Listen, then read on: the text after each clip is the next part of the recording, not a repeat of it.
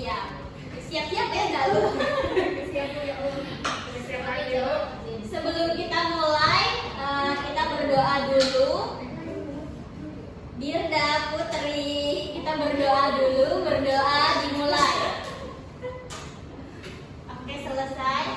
Sebelum mulai, saya mau absen dulu. Ketika saya panggil namanya, sebutkan dengan suasana hati kalian. Misal saya panggil Zahra Aulia.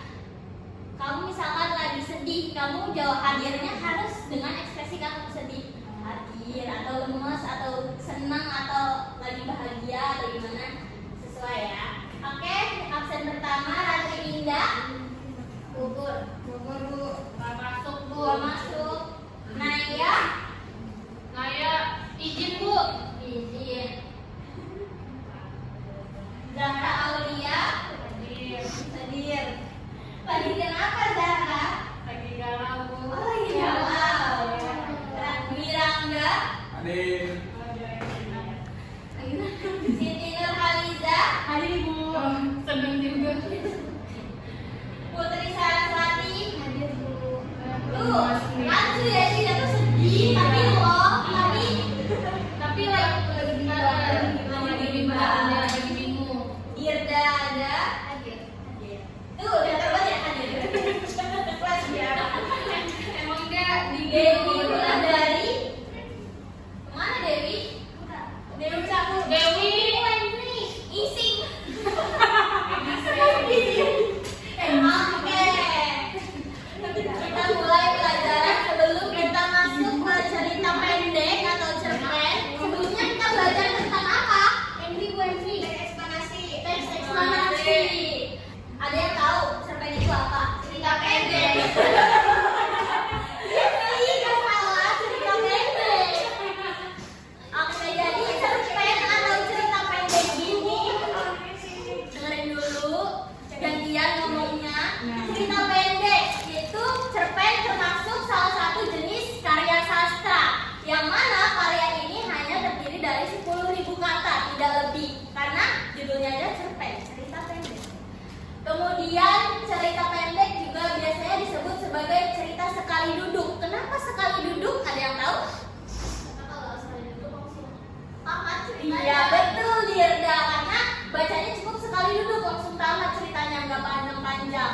Cerpen menjadi rangkaian peristiwa yang terjalin menjadi satu, yang di dalamnya terdapat konflik antar tokoh atau dalam tokoh itu sendiri, dalam latar atau alurnya.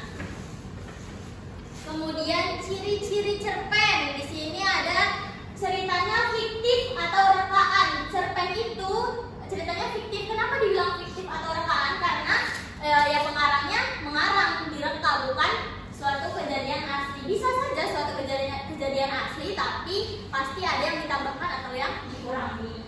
Yang kedua, tidak lebih dari 10.000 kata. Pasti cerpen itu tidak lebih dari 10.000 kata karena dia merupakan cerita yang pendek. Kemudian fokusnya cuma pada satu aspek cerita. Terus fokus pada satu tokoh. Kemudian pengembangan karakter tidak mendetail. Kalau novel, bedanya dengan novel itu pengembangan karakternya itu sangat mendetail. Kalau cerpen tidak sedetail novel. Kemudian menggunakan bahasa yang tajam atau menarik perhatian. Kemudian ada struktur cerpen. Coba Zahra Aulia dibaca. Satu ada abstrak. Tunggu, apa itu abstrak? Tahu? Awalan. Awalan, berisi awalan dari ceritanya. Kemudian Orientasi. itu berisi pengenalan ceritanya. Kemudian ada komplikasi. Ini muncul suatu masalah di dalam cerita tersebut. Kemudian ada evaluasi. Bagaimana cerita tersebut diatasi oleh pengarang, evaluasinya. Terus kemudian ada resolusi, penanganan masalah juga. Kemudian yang terakhir ada Koda. ya, itu akhir dari cerita. Kemudian ada unsur pembangun cerpen.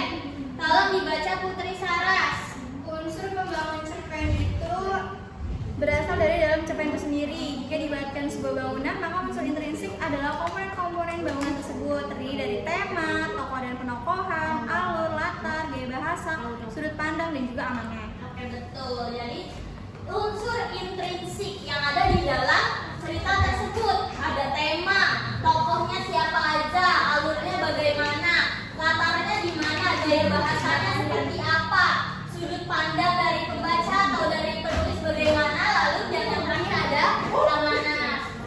Terus kemudian unsur ekstrinsik, tolong dibaca Dirda. Ada latar belakang pengarang, terus ada latar belakang masyarakat, ada nilai-nilai kehidupan. Ekstrinsik sama intrinsik beda. Ekstrinsik itu yang berada di luar, karena dia X keluar, exit X keluar. Jadi ada latar belakang pengarangnya. Hal ini dipengaruhi oleh pengalaman pribadi pengarang.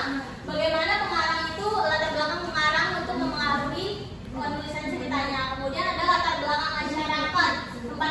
Itu tempat penulis berada sehingga mempengaruhi penulis dalam membuat karya. Contohnya dalam misalkan di dalam cerita tersebut dicantumkan adat istiadat dari sebuah desa atau bagaimana. Terus yang terakhir ada nilai-nilai kehidupan, nilai atau norma yang berlaku di dalam masyarakat yang dapat mempengaruhi proses penciptaan sebuah cerita pendek. Kemudian ada kaidah kebahasaan cerpen. Siti Nurhaliza, tolong dibaca. Kaidah kebahasaan cerpen yang pertama, cerpen banyak menggunakan verba, konjungsi, kalimat tidak langsung, kalimat langsung, kata lampau. Cerpen memiliki ciri-ciri kebahasaan sebagai berikut. Yang pertama, mengandung kalimat bermakna lampau seperti ketika, beberapa tahun lalu, dan telah terjadi. Yang kedua, Yang pertama tadi menggunakan kalimat bermakna lampau. Misal seminggu yang lalu, sebulan yang lalu, yaitu berarti kalau lampau berarti masanya mundur. Setahun lalu, seminggu lalu, atau berapa waktu. Yang kedua silakan Bu Irangga dibaca. menyatakan urutan. Nah, kelihatan Bu dia. Udah. Namanya nomor Dua-dua. menyatakan urutan waktu dengan konjungsi kronologis seperti sejak saat itu, mula-mula, kemudian, sebelum, lalu. Iya. Kemudian yang ketiga dibaca Zahra Aulia. Menggunakan kata verba yang mengandung tindakan seperti melompat, melirik, membaca, serta kata kerja yang berhubungan dengan perasaan. Apa itu kata kerja yang berhubungan dengan perasaan?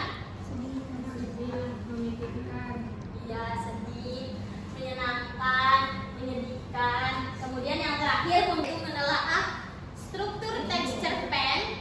Ibu mau tahu kalian udah bisa ngebedain struktur intrinsik sama ekstrinsik atau belum? Sini aja ya.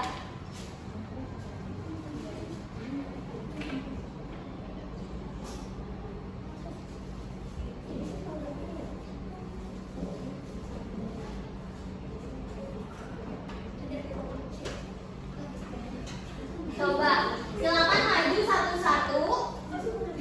Satu-satu maju dan tempel ini ke depan. Yang mana kira-kira yang termasuk struktur ekstrinsik dan struktur intrinsik.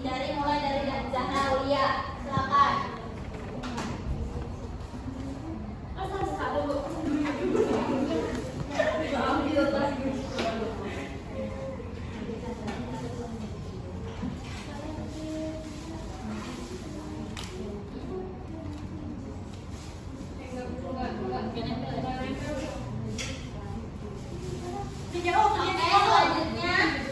Oke, selanjutnya Dirda, maju Dirda. Bu Dirda tinggal maju pakai lipstick. Dirda mau kemana? Dirda mau ketemu siapa? Biar namanya iya, masih dulu. Satu aja. Oke, Putri Sarah silakan.